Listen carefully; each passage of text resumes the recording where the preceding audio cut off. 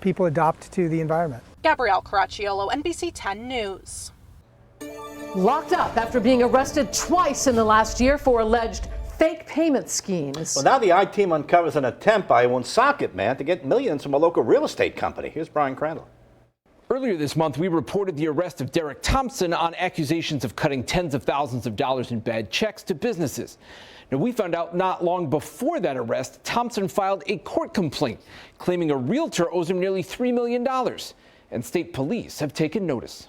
A high-priced house in Scituate, a supposed money order for $2.7 million, and a man Rhode Island State Police have already arrested twice in alleged fake payment schemes that investigators claim are aimed at taking money from local businesses. Turn off your camera.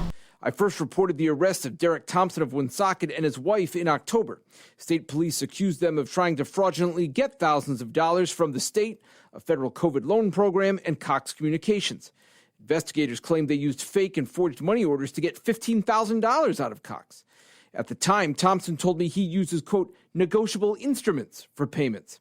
After being charged back then, Thompson flooded the court clerk with hundreds of pages of faxed documents. He wrote an invoice claiming state police owed him $5 million for wrongful arrest.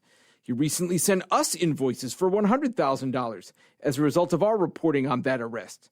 A few weeks ago, state police arrested Thompson again on new counterfeiting and bad check charges, accusing him of writing more than $40,000 in checks to businesses without having the money to back them up. The police report I obtained also details allegations Thompson tried a fake payment with a Woonsocket realtor to supposedly buy a $200,000 condo.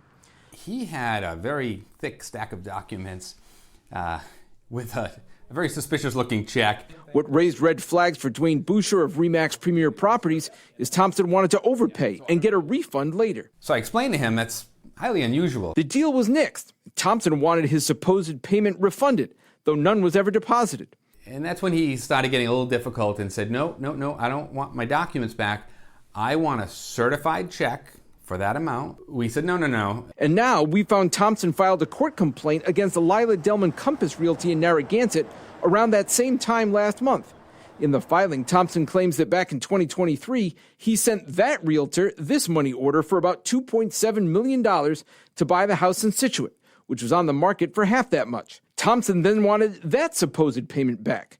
He wrote an invoice to the realtor seeking money. His court complaint demands the return of the millions he claims he paid them. I've learned state police have been checking into that. We've not heard back from Lila Delman Realty. Thompson's now ex-partner tells me she split with him after their October arrest.